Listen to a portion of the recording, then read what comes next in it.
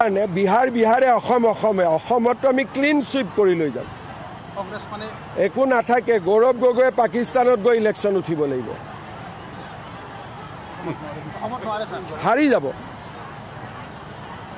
হাৰিয়ে যাব 100%। কাৰণ অসমৰ মানুহৰ মেইন চিন্তা হৈছে মিয়াক লৈ।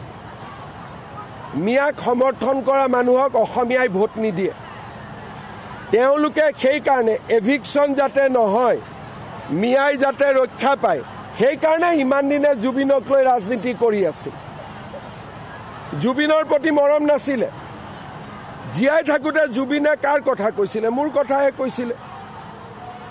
জুবিনক সন্মান কোনে দিছিলে? আমি দিছিলোঁ। এইবিলাকতো মৃত্যুৰ পিছত খালি মিয়াক বচোৱা ৰাজনীতিৰ কাৰণে জুবিন গাৰ্গৰ সমৰ্থক হৈছিলে।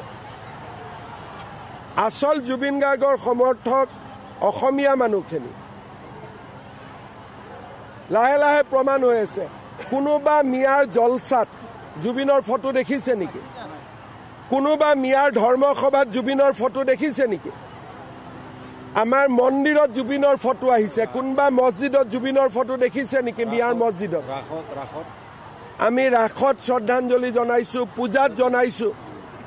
এতিয়া 21 ডিচেম্বৰ নেকি গৌৰীপুৰত মিয়াৰ এখন বহুত ডাঙৰ ইজতেমা হ'ব। মই ভিডিঅ' লগাব কৈছোঁ, জুবিনৰ ফটো লগাব নে নলগায়। গতিকে এইবিলাক আমাৰ লগত যুঁজি লাভ নাই। আমি বগাক বগা, কলাক কলা বুলি কোৱাৰ আমাৰ সাহস আছে। আৰু আমি ৰাজনীতি আৱেগক লৈ কৰা নাই, আমি কাম কৰি ৰাজনীতি কৰিছোঁ। সেইকাৰণে আমি এইবিলাক ভয়ো নাখাওঁ। আমাক ভয় খুৱাব চেষ্টা কৰি লাভ নাই। বিহাৰে অসম